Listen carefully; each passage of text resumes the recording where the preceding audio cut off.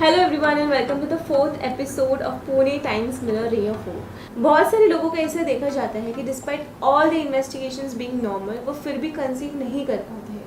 इसे ही हम लोग अनएक्सप्लेन इनफर्टिलिटी कहते हैं। Let's understand this term from doctor Sameera. Doctor Sameera, can you tell us what exactly is unexplain infertility? Hi Shreya, surely. अभी हमने हमारे फर्स्ट एपिसोड में ये देखा था कि नेचुरल कंसेप्शन कैसे होता है, उसे हमने सिंप्लीफाई करके बताया था। जिन व्यूअर्स ने हमारा फर्स्ट एपिसोड नहीं देखा है उनके लिए ये क्विक रिकैप है कि नेचुरली कोई भी कपल प्रेग्नेंट कैसे होता है। Like the eggs from the ovaries get released, they go into your fallopian tube. fallopian tube में अगर fertilization होता है तो further वो fertilized embryo goes to the endometrium, that is your uterus, and there it gets implanted. So this is how a couple gets pregnant. अभी जब भी कोई कपल लगातार 1 साल के लिए कंसीव होने की कोशिश करता है लेकिन फिर भी उसे कंसेप्शन अचीव नहीं होता है तो फर्टिलिटी स्पेशलिस्ट उसे मोस्टली 4 पैरामीटर्स पे इन्वेस्टिगेट करते हैं। फर्स्टली, फीमेल का एग रिजर्व अच्छा है या नहीं। सेकेंडली, फेलोपियन ट्यूब्स पेटेंट है या नहीं।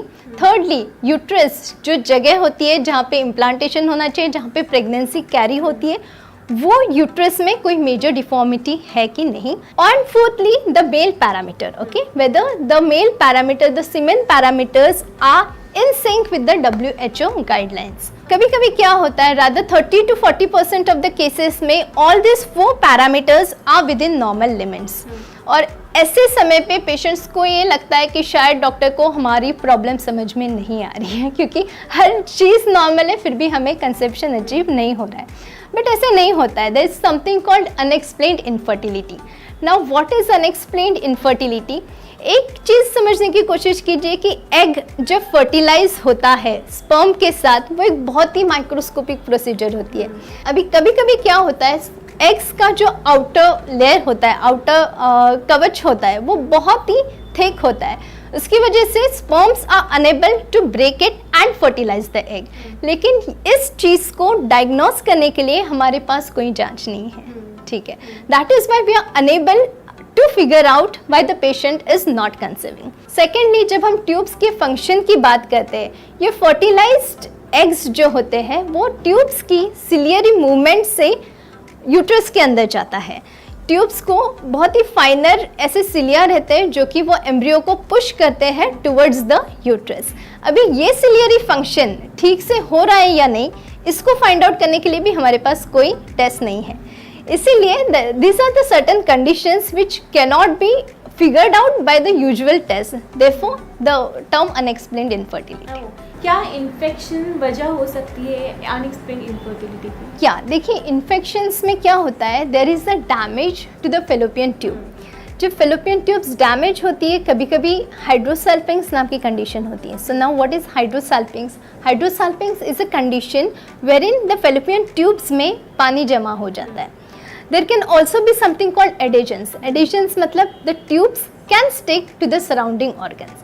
So अभी बट ऑब्वियस सी बात है कि अगर ट्यूब्स और ओवरीज में रिलेशनशिप अच्छा नहीं होगा तो वो जो नॉर्मल ट्रांसपोर्ट ऑफ एग है वो हैम्पर हो जाएगा, ठीक है। So this can cause infertility. So infections की वजह से जो इनफर्टिलिटी होती है उसका मेजर कॉज ये होता है, ठीक है।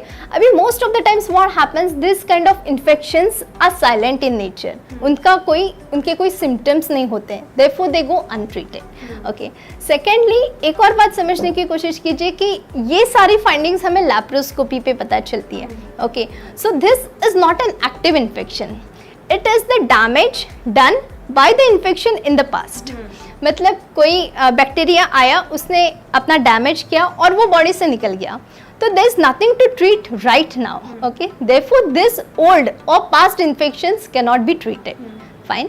Secondly, इंडिया में एक और कॉमन कॉज है इन्फेक्शंस का, दैट इज ट्यूबरकुलोसिस, ठीक है। Tuberculosis affects the fallopian tubes as well as it affects the endometrium. Endometrium is the uterine lining.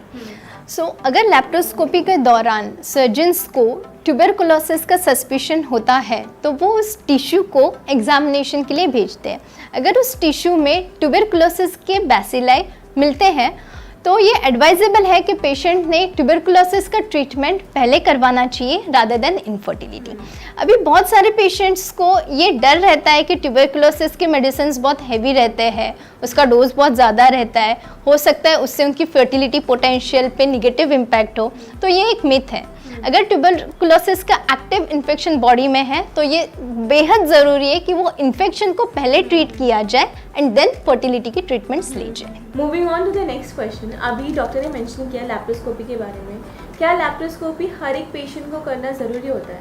We'll try to understand what is laparoscopy. Okay, laparoscopy is nothing but it's like a camera which is inserted inside the patient's abdomen to have a close look of ovaries, fallopian tubes and the uterus. ठीक है, there is one more similar examination जिसे हम hysteroscopy कहते हैं। Hysteroscopy क्या होता है? एक सिमिलर कैमरा जैसा इंस्ट्रूमेंट होता है जो पेशेंट के यूट्रस के अंदर डाला जाता है और पेशेंट के यूट्राइन लाइनिंग का एग्जामिनेशन उससे होता है। ये दोनों सर्जरीज को together fertility enhancing endoscopic surgeries कहा जाता है। जब हम लैप्रोस्कोपी के बारे में बात करते हैं, in laparoscopy when we take a close look to the fallopian tubes, हमें क्या क्या पता चलता है? हमें एक चीज़ पता चलती है whether the fallopian tubes are patent और नॉट। ठीक है, this is done by a dye which is inserted inside the uterus and it is followed up whether the dye is coming from both the ends of the fallopian tube. ठीक है, secondly हमें tubes और ovaries का relationship laparoscopy में पता चलता है। अगर ट्यूब्स किसी और जगह पे चिपकी हुई है तो in the same setting we can release those adhesions. This is called as adhesiolysis. This particular thing can restore the normal anatomy of the body again. ठीक है, fourthly, in case the fallopian tubes are blocked, in certain cases the fallopian tubes can be opened by a procedure called cannulation. Fine. So these are the advantages of laparoscopy because it is in the same setting, some things are treated. Okay. Secondly, there is something called fibroids. आपने सुना होगा fibroids, ये एक uterus के tumors होते हैं. These are the benign tumors of uterus and in around 10 to 15% of infertility patients, they can also be an additional cause of infertility. अब ज़रूरी नहीं है कि हर फाइब्रॉइड को रिमूव करना चाहिए। फाइन, इन केस अभी fibroids are also of 3 types. इधर the fibroids can be inside the uterine cavity which are called as submucous fibroids, or they can be in the wall of the uterus which are called as intramural fibroids, or they can be outside the uterus which could be subserosal fibroids. Fine. So every submucous fibroid has to be removed. Okay. Not all intramural fibroids are bound to be removed, but in case their size is more than 5 centimeter or in case they are distorting the uterine cavity, they are bound to be removed. Fine. This can be done with the help of laparoscopy.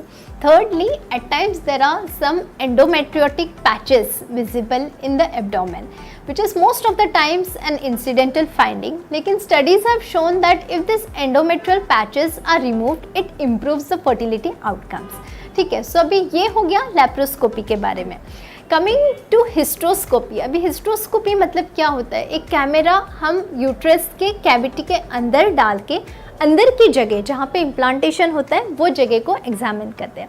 Eight times they can also be adhesions inside the uterine cavity and the similar adhesiolysis is to be done before posting the patient for any kind of fertility treatment.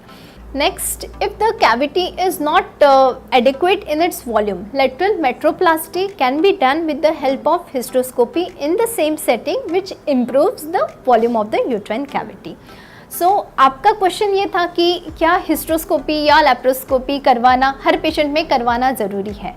तो हर patient में वो करवाना ज़रूरी नहीं होता है, at least laparoscopy, but because अगर patient is directly a candidate for IVF, like let's say उसका ओवेरियन रिजर्व बहुत ही ज़्यादा कम है, तो उन केसेस में लैप्रोस्कोपी करवाने की ज़रूरत नहीं है। और like if the male factors are too significant, like if the male parameter is like the sperm count is less than 5 million और the sperms are really abnormal, so those are not the cases in which laparoscopy is suppose to be done. So in those cases we can skip doing laparoscopy. Okay. Last but not the least, the most asked question by all our viewers is that कि IVF का total खर्चा कितना होता है या कोई government scheme से जो इसे कवर करता है? या this is quite a tricky question Shreya.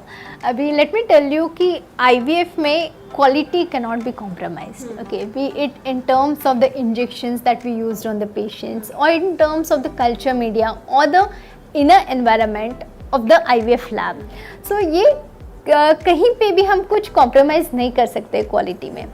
तो IVF के अगर मैं खर्चे के बारे में बात करूँ तो वो 3 हिस्सों में हम डिवाइड कर सकते हैं. One is the lab charges, that is the ovum pickup, procedure charges, ICSI procedure charges, formation of embryos, freezing them and maintaining the embryos, and for the embryo transfer. Okay, this is a fixed kharcha of IVF which could be somewhere around 70 to 80,000.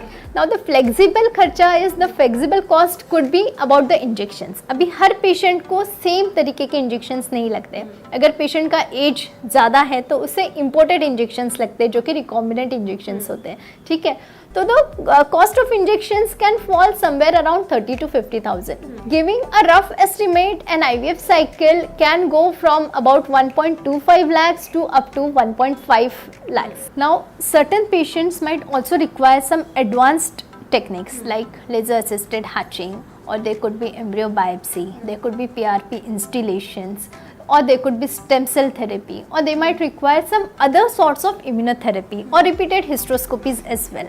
So these are the patients in whom the cost of treatment would increase, because as the modalities increase, obviously it would add to the cost of treatment. So coming back to your second question, ki is there any insurance companies who favor this? So unfortunately, most of the Indian insurance companies do not consider infertility as that a big problem, and they do not cover IVF treatments. Okay. So probably we need to talk to the government about all this stuff. Well, thank you so much, Dr. Sameera, for your precious time, and we're looking for more episodes with you. And please do not forget to subscribe to our channel. Thank you.